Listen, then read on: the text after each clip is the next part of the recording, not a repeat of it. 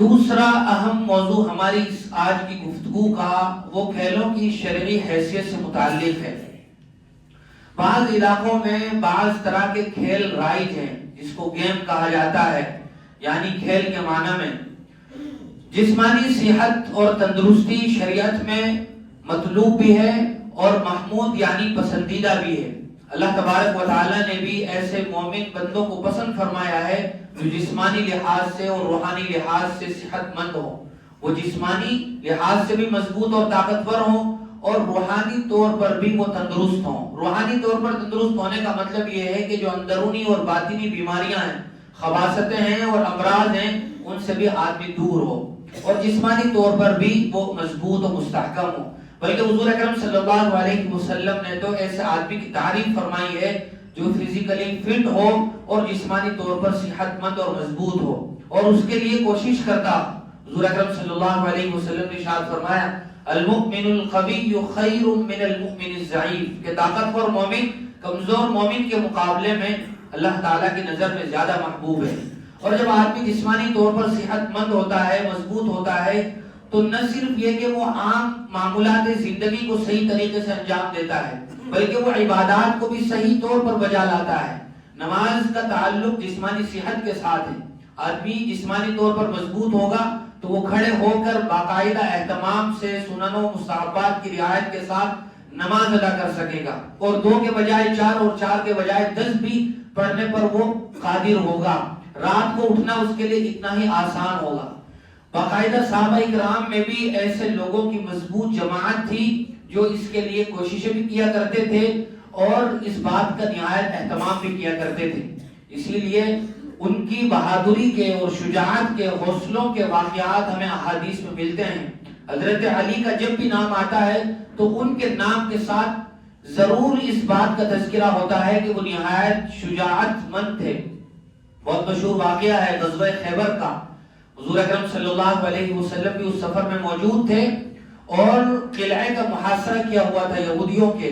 کئی دن ہو گئے تھے، قلعہ فتح نہیں ہو پا رہا تھا، تو حضور اکرم صلی اللہ علیہ وسلم نے کہا تھا کہ آئندہ کل اللہ تبارک و تعالیٰ اپنے خاص بندے کو یہ موقع عطا فرمائیں گے۔ صحابہ کرام میں سے بہت سارے اس بات کی امید بھی لگائے ہوئے تھے۔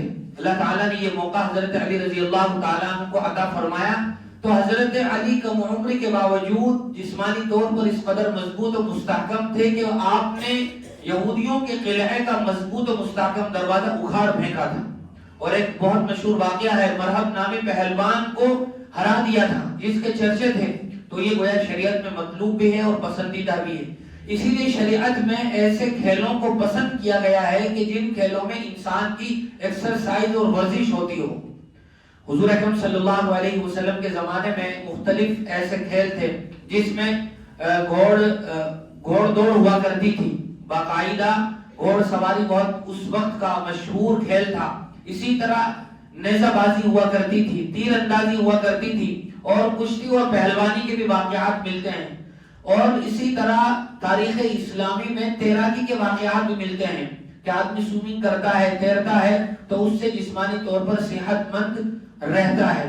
تو اس طرح کے جتنے بھی کھیل ہیں بشرطے کہ ان کو اس نیت سے کھیلا جائے کہ ہمارا مقصد وہ جسمانی ورزش ہے، ایکسرسائز ہے، اس میں کوئی ناجائز جوا سٹے کی شرط نہ لگائی جائے اور دینی احکام کی پامالی نہ ہو رہی ہو، تو یہ تمام تر کھیل شریعت میں پسندیدہ ہیں۔ آج کل کے زمانے میں فٹ بال اور کرکٹ کو بھی اس میں شامل کیا جا سکتا ہے، بشرطے کہ گناہ کے کاموں سے آدمی دور ہو، بے پردگی نہ ہو رہی ہو، سطر نہ کھل رہا ہو، جوا سٹے کی شرطیں نہ ہو، اسکرین پر بے پردگی نہ ہو رہی ہو۔ تو ان تمام تر شرائط کو ملحوظ رکھتے ہوئے اور دینی تقاضوں کو ملحوظ رکھتے ہوئے آدمی جسمانی ورزش کی نیت سے فٹ بال اور والی بال یا یہ کہ اس طرح کھیل کھیل لیتا ہے، تو شریعت کی نظر میں نہ صرف یہ کہ وہ جائز ہوں گے بلکہ محمود اور پسندیدہ کہلائیں گے۔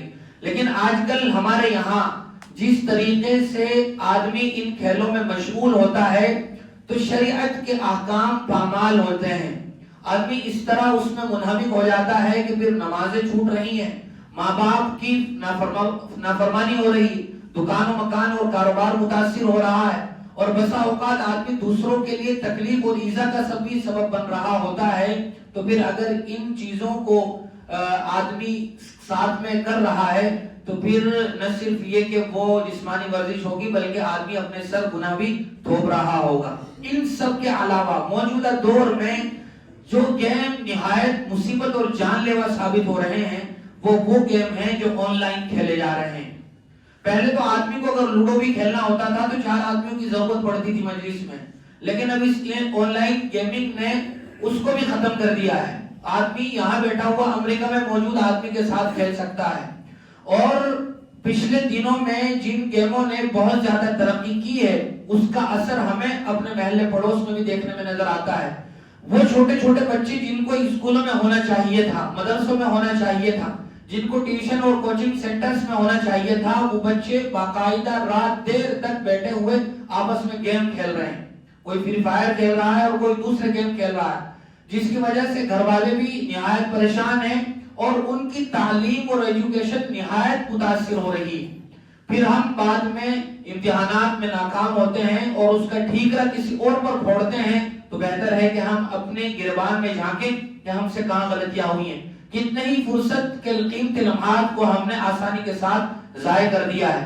گھر میں بہت سارے ماں باپ کی شکایت ہے اپنی اولاد سے کہ ہمارے بچے رات دیر تک جاگتے ہیں، اور جاگتے کیوں ہیں کہ وہ صرف گیم کھیلتے رہتے ہیں، جس کی وجہ سے صبح میں اٹھنا مشکل ہے اور وقت پر کاموں کو انجام دینا مشکل ہے۔ تو ہمارے بطور خاص مسلم علاقوں اور محلوں میں یہ وبائیں اس قدر عام ہیں کہ جس کا اثر ان چھوٹے بچوں پر بھی پڑ رہا ہے جو ابھی تک بہت ناسمجھ ہیں، اور جب کبھی بھی ملتے ہیں وہ طبقے کے بچے خاص طور سے، چاہے وہ کلاسوں میں ملیں چاہے وہ کوچنگ سینٹر میں جا کر ملیں، تو پھر یہی بات ہو رہی ہوتی ہے اور اسی کو ہی ڈسکس کیا جا رہا ہوتا ہے، تو اچھا خاصا وہ تعلیمی وقت بھی متاثر ہو جاتا ہے اور تعلیم کے وہ دورانیے ایک ایسی چیز کے نظر ہو کر ضائع ہو جاتے ہیں کہ جس کا براہ راست ہماری صحت سے کوئی تعلق نہیں ہے۔ آن لائن گیمنگ میں صحت کا کوئی تعلق نہیں ہے، بلکہ بسا اوقات اس کے صحت پر غیر ضروری اور منفی اثرات پڑتے ہیں۔ آدمی صرف انگلیاں چلا رہا ہے، انگلیاں چلانے سے جسمانی ورزش ہو رہی ہے، ایکسرسائز ہو رہی ہے، اور نہیں کوئی خاص طور سے دماغی ورزش بھی اگر کہا جائے تو نہیں ہو رہی ہے، بلکہ ساری ہماری زندگی کو ان گیموں نے لپیٹ میں لے لیا ہے، اور دینی احکام بھی پامال ہو رہے ہیں، ماں باپ کی خلاف ورزیاں بھی ہو رہی ہیں۔